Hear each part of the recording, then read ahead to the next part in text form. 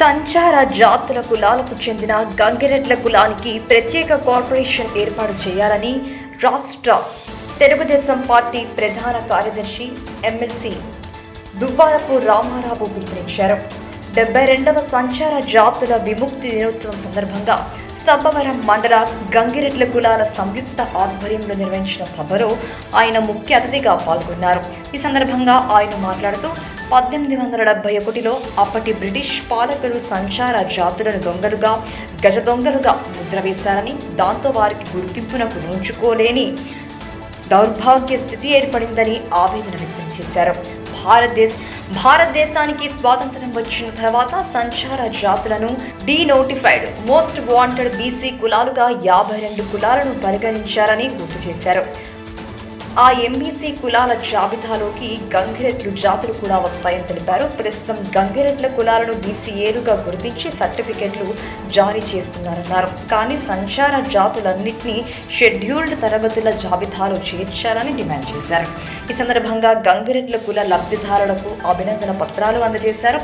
ఈ సభలో సబ్బవరం ఎంపీటీసీ సభ్యులు గొర్లి కృష్ణ చైతన్య, గండి దేవుడి బాబులతో పాటు ఉత్తరాంధ్ర జిల్లాల నుంచి రాష్ట్ర ఎంబీసీ సభ్యులు పెంట్ర రమేష్, దనకొండ శ్రీను, దనకొండ జట్లయ్య, బొడ్డు లోవరాజు, గూడెల అంజలిదేవిలు పాల్గొన్నారు. ఎమ్మెల్సీ దువ్వాడ రామారావు సభలో ఘనంగా సత్కరించారు.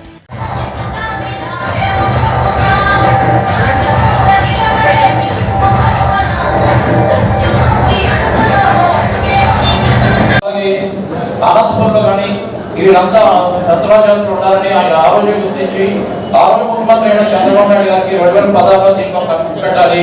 అప్పుడు 32 కులాలకి సార్, అప్పుడు 32 కులాలకు సార్ మన కార్పొరేషన్ ఏషియన్ టైంలో సార్ ఏం చేశారంటే శత్రురాజాతుల కోసం అని చెప్పి ఎంబీసీ మోస్ట్ బ్యాక్వర్డ్ 2010లోనే ఎంబీసీ కార్పొరేషన్ పెట్టి రాష్ట్రంలోని కొన్ని నాయకులు తయారు చేసి ఎంబీసీ కోసం కొద్దిగా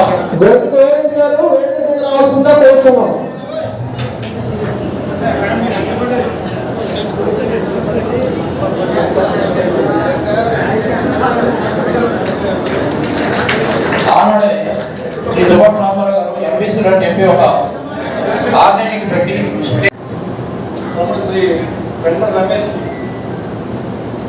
అదేవిధంగా మరొక సోదరుడు విశాఖ బీసీసీఎల్ పార్లమెంట్ అధ్యక్షుడు శ్రీ విజయ్ కుమార్, పెద్దలు బంతిపూల పద్మ గారిని వేదిక మీద రావాల్సిందిగా కోరుచున్నాం. శ్రీ గడ్డ కూడా ఉన్నాను. ఒక శాసన మండలి సభ్యునిగా, ఒక రాష్ట్ర ప్రధాన కార్యదర్శిగా నేను కూడా ఆ డిక్లరేషన్ కమిటీలో నేను కూడా బాగా పంచుకోవడం జరిగింది. అందులో బీసీలకి అనేకమైన మన డిమాండ్స్ తెలుగుదేశం పార్టీ ప్రజల ముందు, బీసీల ముందు ఉంచింది. అవన్నీ కూడా నెరవేర్చుకునే సమయం మనకు వచ్చింది. ఎందుకంటే అదృష్టం కొద్దీ ఎలక్షన్స్లో మీరందరూ కష్టపడి పనిచేశారు. కూటమి ఏదైతే ఉందో తెలుగుదేశం పార్టీ, జనసేన, బీజేపీ కూటమి అధికారంలోకి వచ్చింది. బీసీ డిక్లరేషన్లు ఏదైతే అంశాలు ఉన్నాయో అందులో ముఖ్యంగా బీసీలకు 50 ఏళ్ళకే పెన్షన్ సౌకర్యం కల్పించడం ఒకటి మీ అందరి కోరిక, అవునా కదా? మీరందరూ కూడా 50 ఏళ్ళకే పెన్షన్ అడుగుతున్నారు. ఈ రోజున చూసినట్టయితే 31వ తారీఖు 3 చేర్చాలని సంచార జాతులు డీనోటిఫైడ్ ట్రైబ్స్ అని ఎప్పుడైతే మనం అంటున్నామో, ట్రైబ్స్గా మనం ఎప్పుడైతే పిలుస్తున్నామో వీళ్ళని ఎస్టీ జాబితాలో ఉంచడం అనేది సమంజసం. కాకపోతే ఇది ఈ డిస్క్రిమినేషన్ ఎందుకు వచ్చిందో మనం ప్రభుత్వాల దృష్టికి తీసుకెళ్లాల్సిన బాధ్యత ఉంది. తెలుగుదేశం పార్టీ పరంగా మీ అందరూ తెలుసు, బీసీలకు గుర్తింపు వచ్చింది స్వర్గీయ నందమూరి తారక రామారావు గారితో.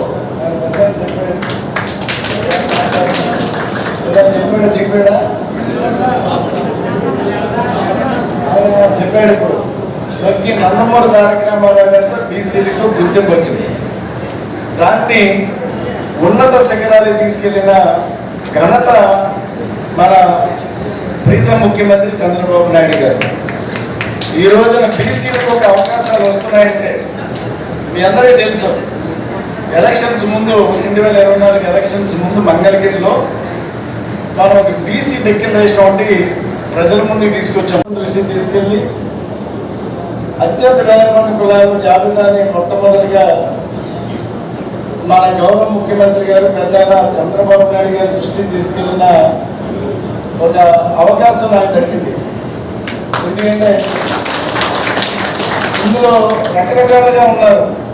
డీనోటిఫైడ్ ట్రైబ్స్ ఏదైతే మనం 32 కులాలుగా మనం భావిస్తున్నామో, ఇది నిజానికి ఇప్పుడు తమ్ముడు రమేష్ చెప్పాడు. ఒక టైంలో 1871లో అంటే బ్రిటిష్ వాళ్ళ పీరియడ్లో ఈ నామ్యాట్స్ అంటే సంచారం ఏదైతే చేస్తారో కులాల పరంగా వాళ్ళను దొంగలుగా చిత్రించిన ఒక క్రిమినల్ యాక్ట్ని వాళ్ళు తీసుకొచ్చారు. ఇప్పుడు 1871లో. తర్వాత 1952లో వీళ్ళని ఒక డీనోటిఫైడ్ ట్రైబ్స్గా కేంద్ర ప్రభుత్వం గుర్తించింది. అందులో 32 కులాలు ఉన్నాయి. ఈ వీళ్ళలో కొన్ని కులాలు మొట్టమొదటిగా మోస్ట్ బ్యాక్వర్డ్ క్లాసెస్గా పిలువబడేవారు. ఈ రోజున ఏదైతే కొంత కంక్రీట్ల పరంగా వీళ్ళు నాకు మొదటి నుంచి సన్నిహితంగా ఉంటారు. ఈ జట్లయ్య వీళ్ళంతా, రాము వీళ్ళంతా కూడా వీళ్ళని మొట్టమొదటిగా పొడబొక్కులు కానీ లేదా కంక్రీట్లు సమాజ వర్గాన్ని గుర్తించింది మనము. వాళ్ళని ఒక గుర్తింపు తీసుకొచ్చింది నేనే రాష్ట్రంలో. ఈ రోజున ఏదైతే వాళ్ళ కోరిక